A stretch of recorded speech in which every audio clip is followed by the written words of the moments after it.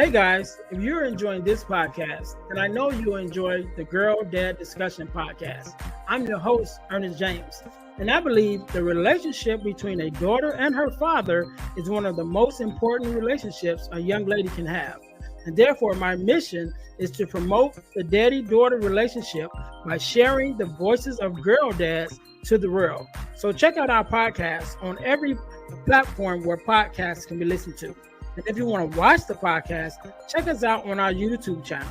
Again, that's the Girl Dad Discussions podcast with your host, Ernest James. Are you looking for inspiration on a daily basis? Well, check out Deal to Heal Tees.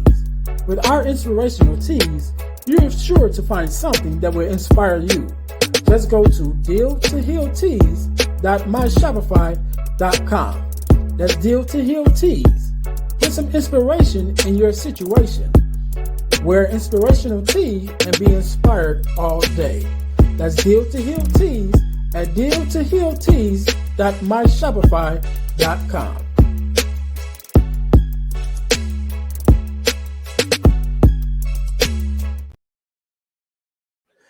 Hey guys, this is Ernest James, host of the Deal to Heal with E. James podcast, and I got a question to ask you. Could you buy me a cheeseburger? Better yet, could you buy me a value meal? Yes? Well, guess what? I don't need a value meal. However, for the cost of a value meal, you can support this podcast to keep us on the air. Just go to Patreon/Deal to Heal podcast and choose any one of the 3 tiers that's available. And if you just want to make a one-time donation, go to Cash App and make a donation to $EJames, the number 418. Make a one-time donation to the Cash App, or again, go to Patreon to support this podcast and keep us on the air. Thanks in advance. Be blessed.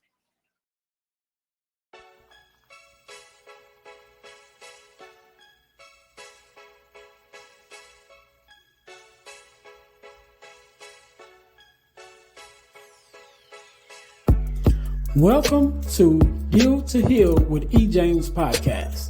On this podcast, my guest and I will discuss topics and ways to help us to heal in every area of our lives. I believe that everyone can live a life that is happy, healthy, and whole. So I'm on a mission to help people to deal, heal, and fulfill. Deal with your problem, heal from the pain, and fulfill your purpose. Thanks for tuning in. Let's get to it. Welcome to the Deal to Heal with E. James podcast. I am your host, Ernest James, and I believe that everyone can and should live a life that is whole, healed, and healthy. And therefore, I'm on a mission to help people to deal, to heal, and to fulfill, to deal with your problems, to heal from the pain, and to fulfill your purpose. Thank you guys once again for tuning in to the Deal to Heal with E. James podcast. If you haven't already, make sure that you guys listen, like, subscribe, and share to our podcast on our YouTube channel and all of our podcast listening platforms. We are there. Make sure that you guys are checking us out. Don't keep it to yourself, but share with someone else that we are out here putting good energy out into the world, talking about healing, fulfillment, and achieving our goals and dreams. All right. Make sure you guys are checking us out. Also, check out our partner podcast, the Girl Dad Discussions podcast, with myself as your host. We also share a YouTube channel. So when you go to YouTube and you subscribe to the Deal to Heal with E. James podcast, you will also find the Girl Dad Discussions podcast there on YouTube. And also, I'm going to tell you guys how you can win $100 from the podcast, but you got to stay until the end of the podcast in order to get that information. If you want to win $100, just stay to the end, which I know you're going to anyway, because we have good episodes and we have good guests just like today. So today, just like any other day, we are blessed with the guest, Mr. Joe. How are you doing? I'm doing good, brother. How's everything? Everything is good. First of all, let me say thank you for being a guest, to being here, because you could be doing anything else, but you took out time to be here with me and my listeners, and so we definitely appreciate it. And so, Joe, do me a favor, introduce yourself to my listeners, and tell us who you are and what it is that you do. Perfect. Well, my name is Debt-Free Joel, aka Joel Bernardin, the full government, if you want to go that route. My mission in life is to do one thing and one thing only, which is to provide financial independence and freedom and education to everyone, specifically minorities and even more specifically Black people, on how they can be better with money so that they can be more charitable. That charitable part is where I lose everybody. But that's my goal in life, right? The reason why I created this forum, created this page, created this channel, created this lane, was to educate Black people. It actually started back in COVID, back in 2020, when everybody was trying to figure out ways to help our people move forward. Some people were protesting, some people were doing this, some people were doing that. My way of giving back was to give a way to educate folks on financial literacy, something that is much needed in our community, something that is directly tied to your emotional health, to exactly how your behavior is going to be. So I've been doing it for 3 years and helping folks out and doing the best that I can. All right, all right. We're gonna get into that. We're gonna get into that. I'm gonna start off by asking a question that I it's probably a dumb question, but Never, never there's a no dumb dumb question. question Never. someone that's not asked, right? So why is it important for us to, number one, learn financial literacy, and then also to teach it to our kids? Because I know that a lot of us, including myself, I learned a lot of stuff as an adult, doing dealing with credit and things like that. Yeah. That some things I know my parents knew, but some things I don't think they knew because they didn't tell me about it. So what is the benefit of knowing financial literacy and being able to pass that to your kids? Sure. Look around your house daily basis either has ingredients or instructions every day. Okay. From basically how to use your toothbrush and toothpaste to how to apply deodorant to ingredients on a water bottle. I can't make this up. But the one thing that you use every day that doesn't come with instructions is money. This is not a coincidence, right? You learn the aspect of money, one of those severe lifelines of life, right? They say money isn't everything, but money ranks up there with air, right? You know when it's not there, right? You starts to choke. So one of the things that when you realize about financial literacy is that there is nothing that actually teaches you on how to use money. You learn to use money through the immediate surroundings that you have: your parents, your brothers, your sisters, your aunts, your uncles, your friends, your cousins, your neighbors, right? And then society. And then that's what we see. But no one ever tells you, no, no, don't do that. That makes no sense. Or no, no, no, no, you probably shouldn't swipe your credit card and max it out and then just be paying interest the rest of your life. Financial literacy is one of the things that I truly believe is purposely held back from us in society. And it's not just black or white, I think it's all of us, Mm-hmm. because there is a severe need for us to always need credit, debt, a loan, something to generate interest in the economy for people to make money off of you. Right? This is why your kids, when they're younger, they watch what you do. They watch the way you talk about money, stress about money, love money, hate money, right? Your mannerisms towards money, every single thing that you do as it pertains to the money, your daughter's watching. So when you walk into the store and you go, "Oh my God, this is expensive," guess what she's gonna do in a couple of years? This is expensive, right? They pick up as children because they watch what you do from a behavioral standpoint. So one of the things I think you can teach your kids about money is to, number one, teach about money, and then turn around and, all right, here's where I made the mistakes. This is what I did right.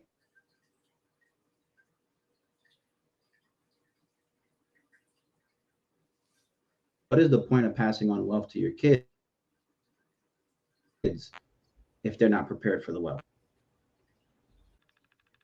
Yeah, so why is it important for you to learn financial literacy and actually to teach your kids?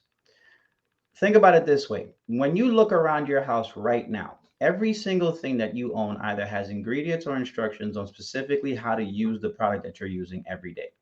From the shampoo to the soap to the toothpaste to the toothbrush to a bottle of water literally has ingredients on it. Okay. But the one thing that you use every single day that doesn't have instructions is money. This is not a coincidence. I do believe, my personal opinion is, this is because of by design.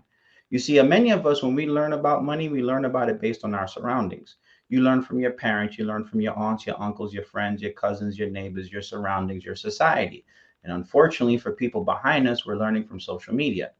So you were given this vehicle, this tool to use every single day with no instructions. When you drive your car, you had to get a license. But for some reason, when you use your money, you're just on your own.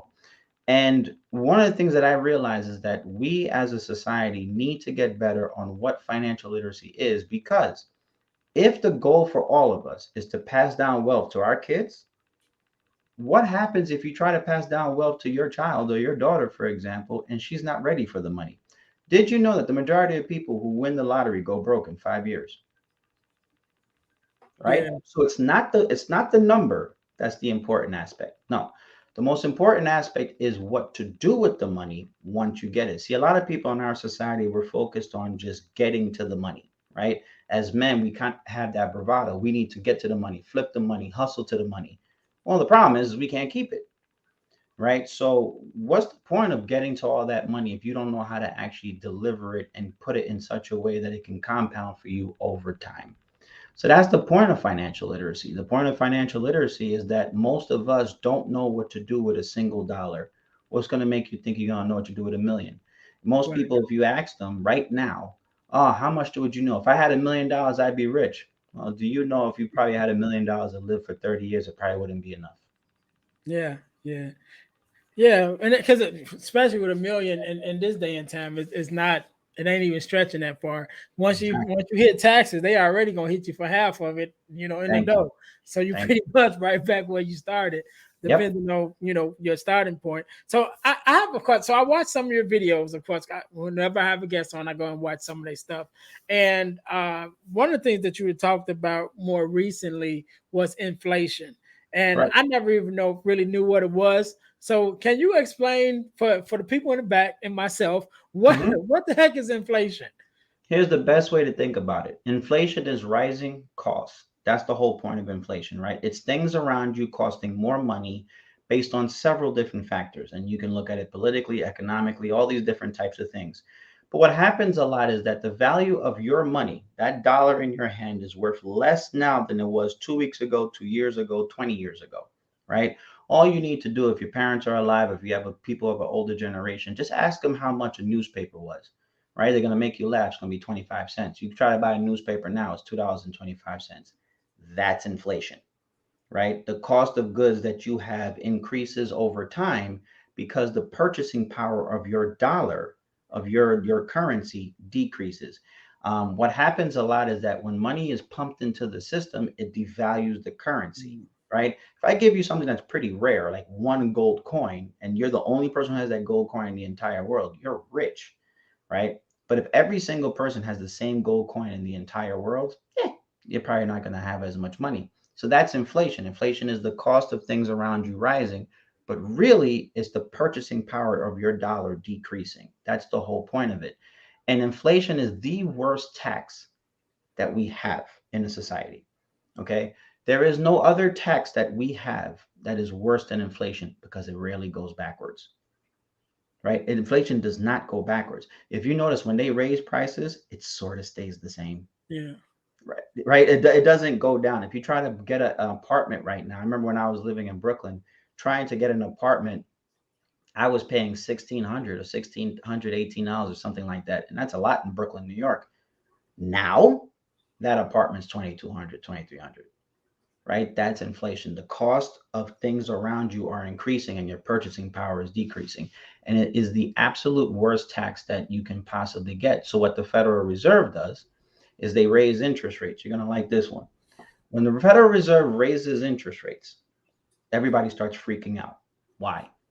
It's because the cost of debt becomes more. See, when they raise interest rates, your credit card company raises interest rates. And the company that you borrow money for to get your car raises interest rates. And the bank that gives you the loan for your house raises interest rates, right? That's why the house, if you try to buy a house now, it's 7%. Who the hell wants to buy a house at 7%? They make the cost very expensive because the more that you keep buying, inflation keeps going up. So what they try to do is bring down the amount of currency that's in circulation. And the way they do that is by making it more expensive for you to buy things, or it's going to hurt for you to borrow money. That's why, if you notice, the credit card interest rate you have right now is 22%. So if you're carrying a balance, right? Let's say if it's 6 grand and you carry a balance of about 20%, you do the math. That's $1,200 every year that you would be paying just in interest. Wow. Yeah, I think most of us don't do the math.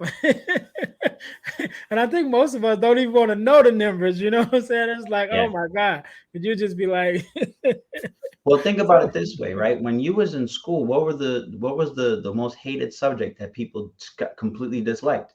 usually math Math, for the most part? Yeah. right? That was the one thing. So people associate money with math. And what's the one thing when you were younger? There was three things I think approximately they told you at the dinner table never to bring up: religion, politics, money. Mm. All those things cause arguments, right? Look in our society right Yeah. now. You start talking about politics, everybody loses their mind, right? You start talking about religion, oh my God, everybody loses their mind. You start talking about money, everybody's very personal about it. So now the one thing people are afraid to talk about and the subject that they most associate with are combined.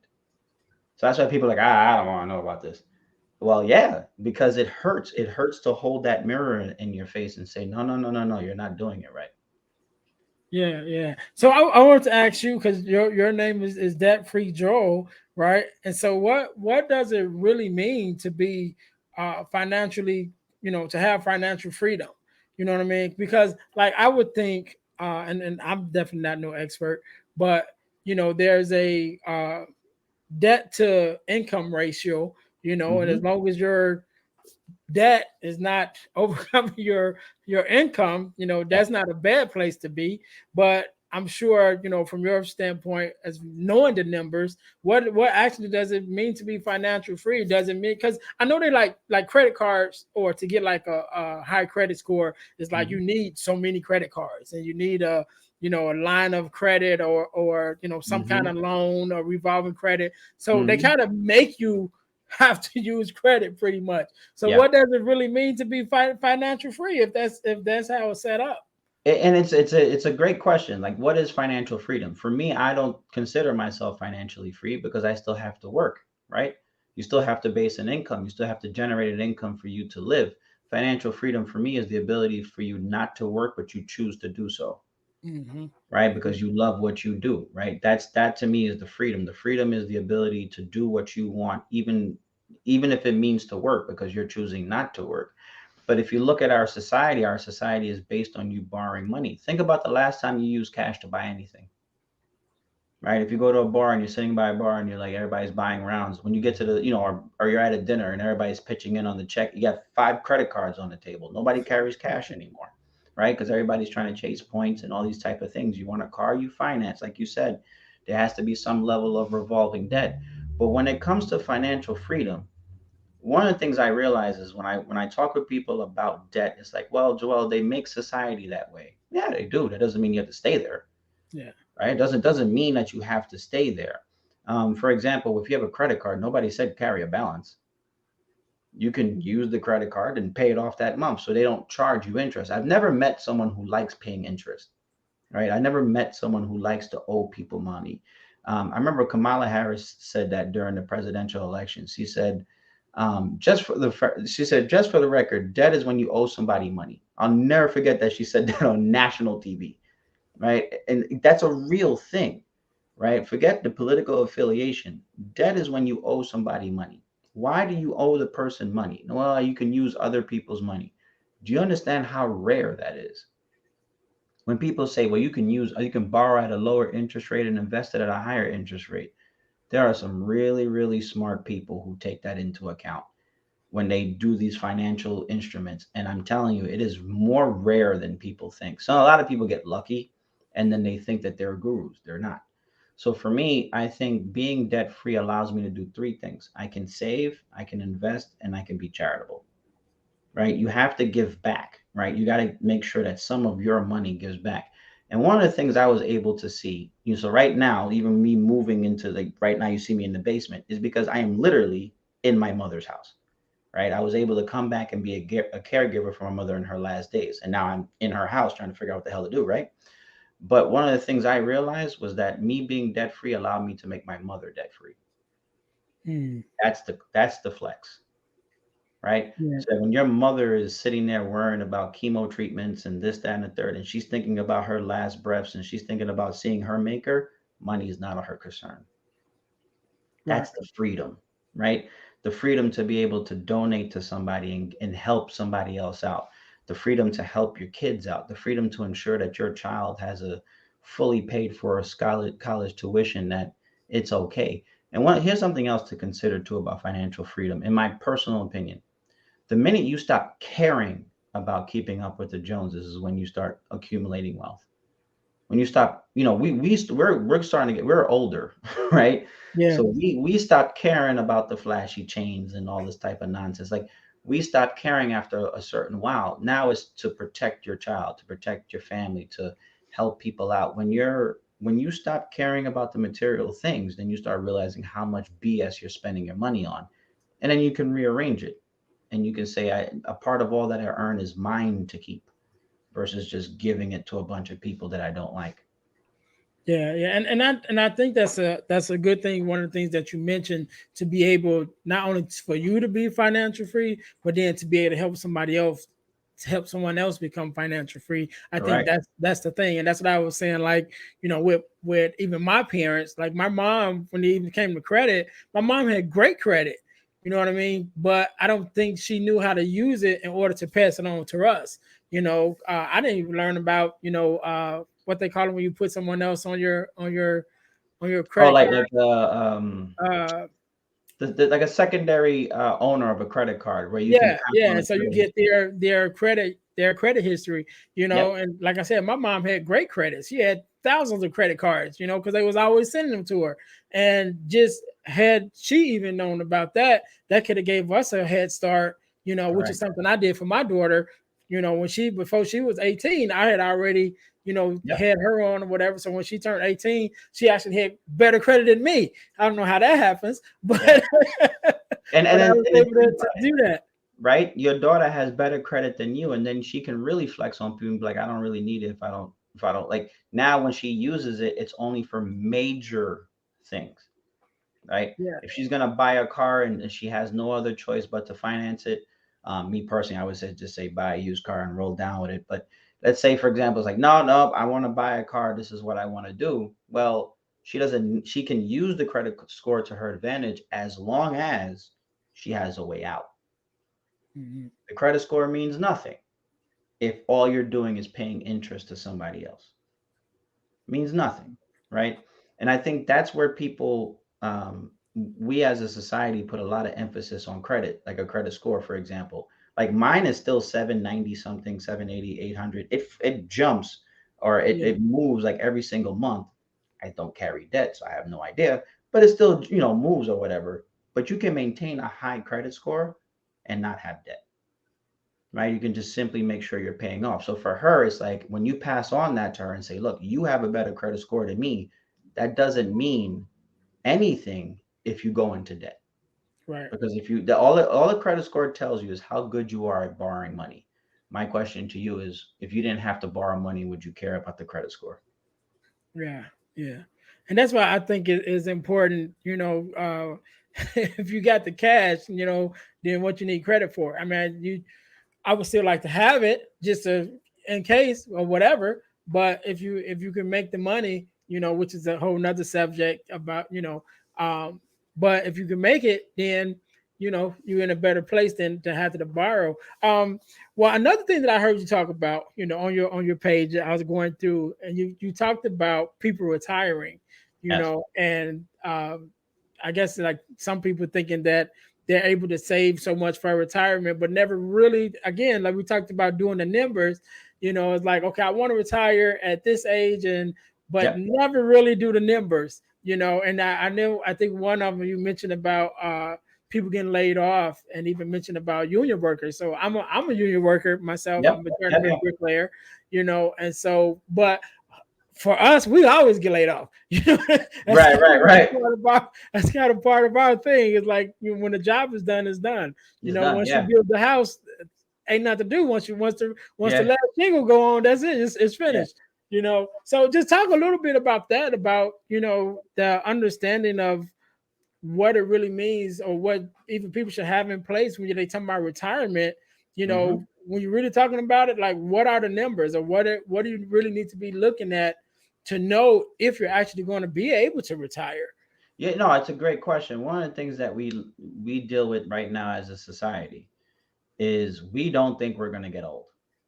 For Hmm. some reason, we're living in this very YOLO instant moment, right? We're on social media because we can get it now. Nobody reads the newspaper, they read headlines. We like Twitter, little 148 characters, whatever it is.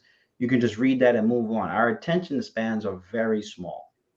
So we don't think long term. A lot of us, for some reason, do not think we're going to get old. And here is the news for all your listeners: you're going to get old. And you better hope you get old, because that means you lived a full life, right? You better hope it's a blessing to get to that age where you can sit back and enjoy the fruits of your labor.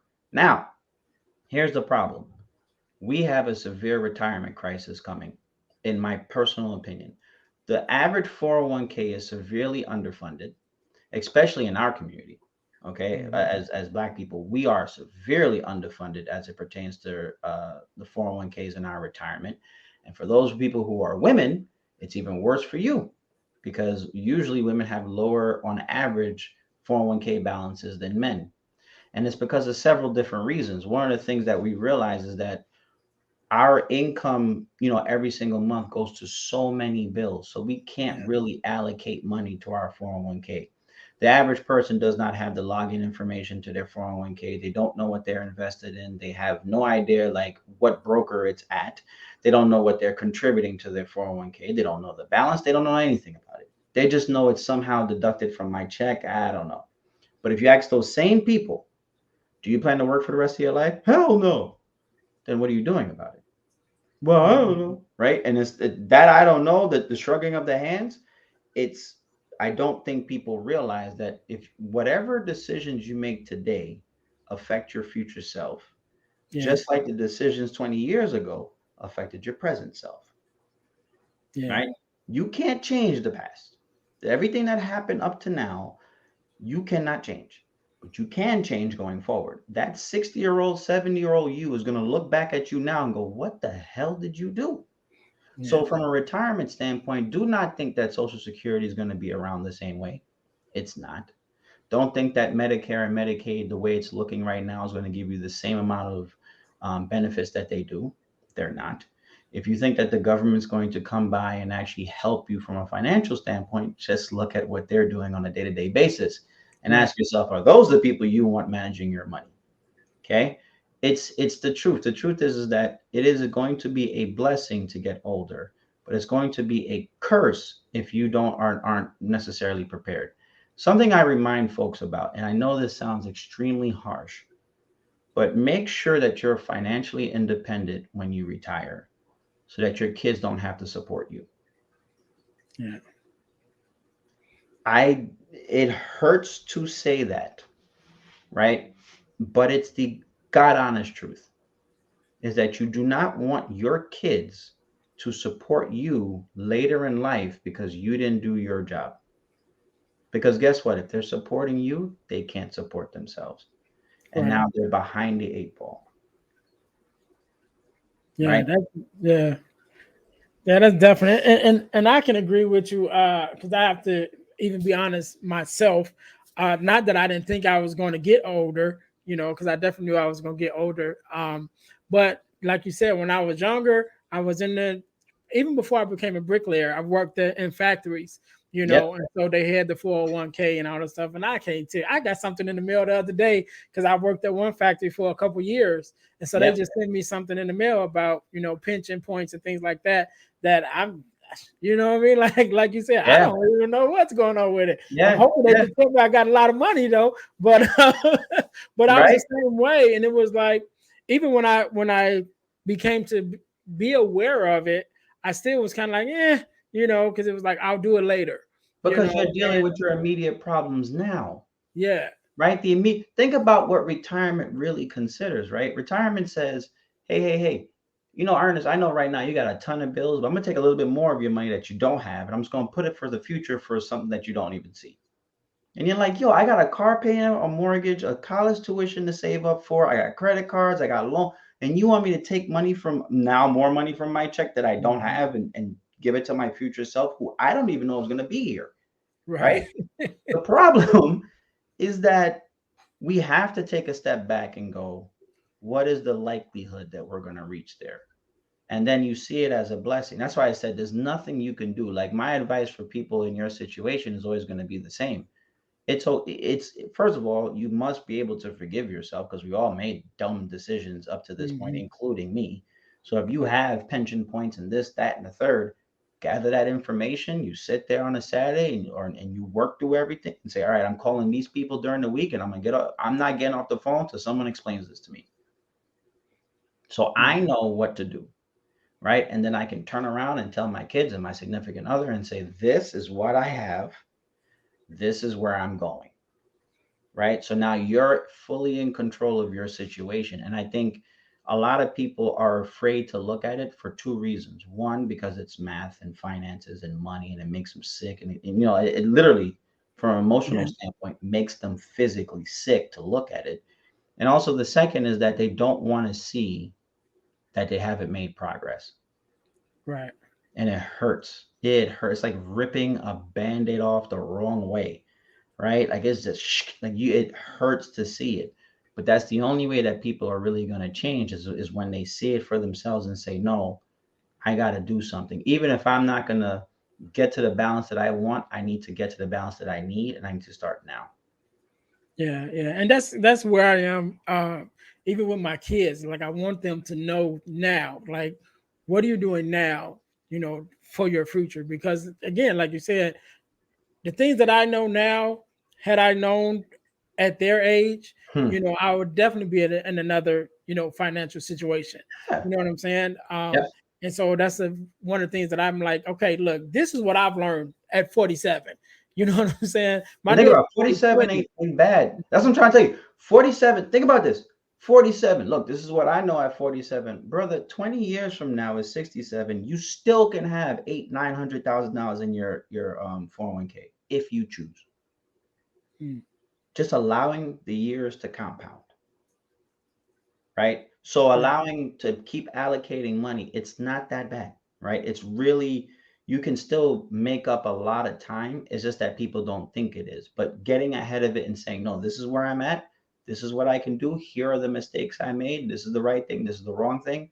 And at least you can say you tried. You can't force your kids, but at least you can say you yeah, tried. yeah, yeah. Man, Joe, this has been an amazing conversation, man. And I just don't want to keep you too long, but definitely might have to do a part two or something. I don't know. Anytime. I do. Here's the one thing I would say before we get off. The one thing I would say is, there is a book called The Richest Man in Babylon by George Clayson. It's somewhere over my shoulder. It's one of, like, I recommend that book to everybody, even when I do podcasts and stuff like that. But if there's anything you want to take away from this podcast, I would say that always remember that a part of all that you earn is yours to keep. If you can remember that, you'll be ahead of the game. I know it sounds simple, it sounds straightforward, but a part of all that you earn is yours to keep. We are too much in the process of not keeping our money, right? So when you keep your money, you can invest it, you can save it, and you can be charitable. So make sure that you really think about paying yourself first before you pay your bills and you pay all these people you don't like. And here's the thing. If you can't pay yourself first because you have too many bills, then you got too many bills. Right. It's time for you to cut back, right? And I think that's the most important thing. So always remember that a part of all that you earn is yours to keep. If people just knew that, think about what that little phrase encompasses: your 401k, your savings, your investing, being charitable, being on a budget, not going into too much debt, right? Like it, because if for you to keep your money, that means the rest of the money you have to know what's going on. Yeah. So that's what the book's called The Richest Man in Babylon. It has no numbers in there except 10%, I believe. It's Yeah. written in And it's story been on form. that's been on my book list for a Oh, while. I just ain't got around please to read it, it. but I think I'm gonna get on Yeah, it. it's written in story form, and Mhm. it's written like using like sort of old English. I remember when I bought it for my friends, they were like making fun of me. yo, what the hell is this? Like, it's talking his other. So, yo, just keep reading, right? But it's such, to me, it's such an amazing book on finance in terms of personal finance. Because what you start to realize is that money is more about behavior than it is about mathematics. Okay. It is not, all you need is what, a fourth grade education, addition, subtraction, multiplication, and division. Yeah. Okay. And you have phones and calculators and laptops that do all these things. Like most of the time, all you're doing is adding and subtracting. But what you realize is that it's mostly about behavior. So the book is, I think, is 168 pages. It's really, really easy to read. I recommend it to everyone because that's one of the key concepts is that a part of all that you earn is yours to keep. And the other aspect is make sure that you pay yourself first, right? So when you get paid, I'll give you guys an example. When you get paid, let's say you get paid 4 grand a month. And but let's say, depending on how you get paid, some people get paid structured. For you, it may be different, right? It's going to vary Mhm. depending on the project you're working on. But whatever it is from an average standpoint, if it's 4 grand a month, 10% of that should go to you. What does that mean? That means every time you get paid, let's say if you get paid 2 grand, 200 goes to you, right? That's the first thing you do is because you're the one that worked for it. Right. You worked late. You were away from your family. You were away from your kids. You were away from having good sleep and sleeping in and going out on dates and going for drinks and going for food and enjoying yourself and going on vacation. And the first thing you do when you get paid is go pay a bunch of people you don't like. The government does Yeah. not ask their permission to take your money. So why are you the second in line? Like, think about it. The government comes in, takes the money right out, and says bye bye. They don't ask your permission, right? So the second person in line better be you to say, Mhm. this is mine. All right, let me go pay a bunch of people I don't like. So Right. that's what I'll leave your listeners with. It's a great book. We'll do it again. I promise you, if you read that book, you'll be like, yeah, yeah, I can see what the story Right. is trying to say. Right, right. Well, I hope you got one more thing, Joe, because I was gonna ask you to leave us with something, but you kept going. So I want you to leave us with one more thing. If you got one more thing in your back pocket, Sure. I want you to have the last word. So I want you to leave us with something, one more thing, and also with your social media handles and things like that, where people can find you. And I'll give you a quick second to think about that. To my listeners, thank you guys once again for tuning in to the Deal to Heal with E. James podcast. Make sure you guys are checking us out at our website, our official website, which is dealhealfulfill.org. That's dealhealfulfill.org. There you can find out more information about me, having me to come out as a speaker, also as a podcast, and both of the information on both of the podcasts. Also, the things that we're doing virtually with our workshops and things like that. Got a lot of stuff going on, a lot of information. So go to dealhealfulfill.org. That's dealhealfulfill.org. And check us out. Also, there, when I mentioned, one of the things I did not mention, our ebooks, right? So I have several ebooks out now. You can go to ebooks.ejames.com, ebooks.ejames.com. I made it real simple. But if you go to dealhealfulfill.org, you can just hit the link there to take you to the ebooks, as well as our inspirational t-shirt line, which is Deal to Heal Tees, which is also there. So if you just go to the main website, dealhealfulfill.org, dealhealfulfill.org, you'll be able to find out everything about me. Also, find the links for the inspirational shirts and the ebooks. Also, I've had the pleasure of joining a organization called the Forgiveness Mission, and one of the things that we do, we hold free virtual workshops every quarter of the year, and they are free. And we talk about forgiveness, what it is, what it's not, forgiveness of self, forgiveness of others, and we're studying adding different conversations to it, just to have this conversation all around forgiveness and healing, right? So make sure that you guys are checking us out. Whenever you are listening to this, either one just passed or one is coming up, you can go to forgivenessmission.com to sign up for the free virtual workshop, or you can just go to Eventbrite and register there for the free virtual workshops with the Forgiveness Mission. So make sure you guys are checking us out there. Last but not least, I told you guys I would tell you how to win $100 from the podcast. So to win $100 from the podcast, you have to enter our super subscriber contest. What must you do? You must first subscribe to our YouTube channel, to our Facebook page, and to our podcast on Spotify.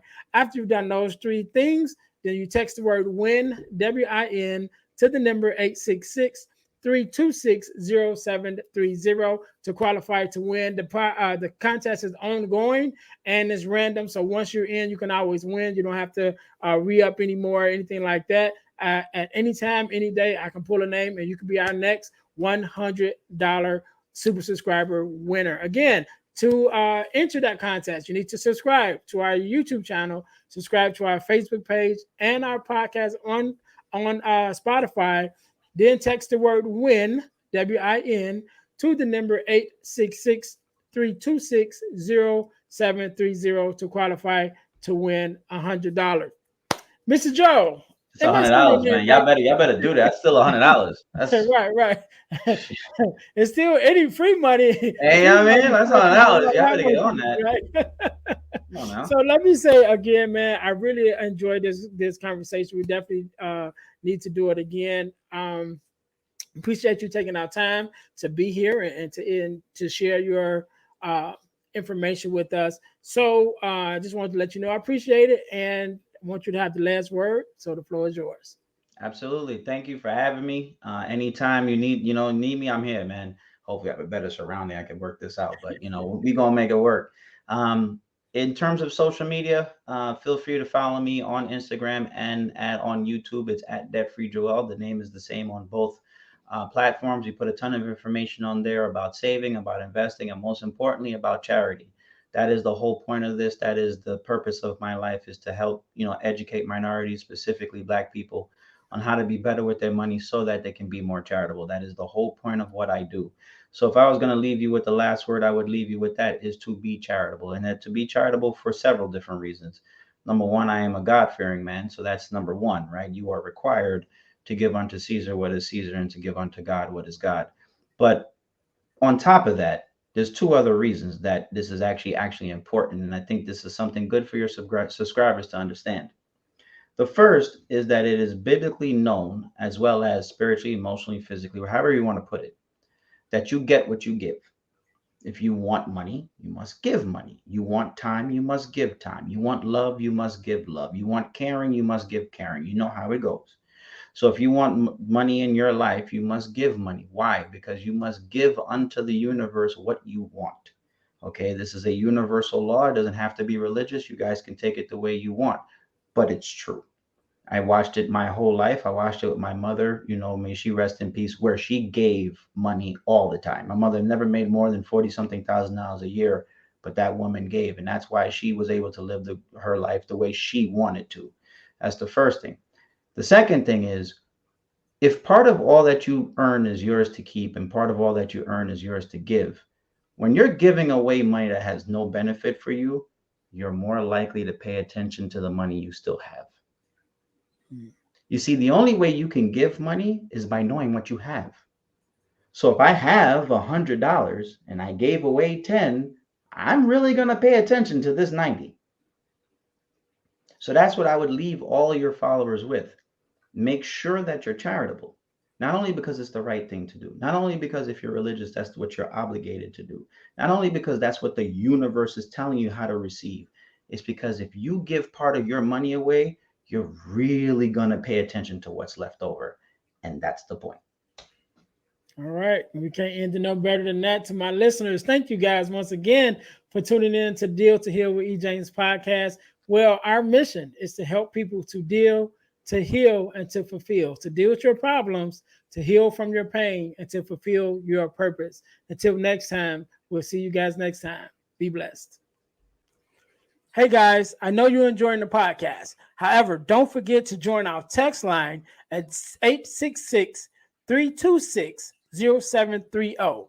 That's 866-326-0730 in order to receive text messages with new events and things that is going on and new episodes as they release. All right, see you in a minute. Thanks for listening to the Deal to Heal with E. James podcast. Remember to listen, like, subscribe, and share. This episode has been brought to you by Deal to Heal Teas. Put some inspiration in your situation. Wear an inspirational tee and be inspired all day. Let's go to dealtohealteas.myshopify.com. Remember, our mission is to help you to deal, heal, and fulfill. Deal with your problem, heal from the pain, and fulfill your purpose. Thanks for listening.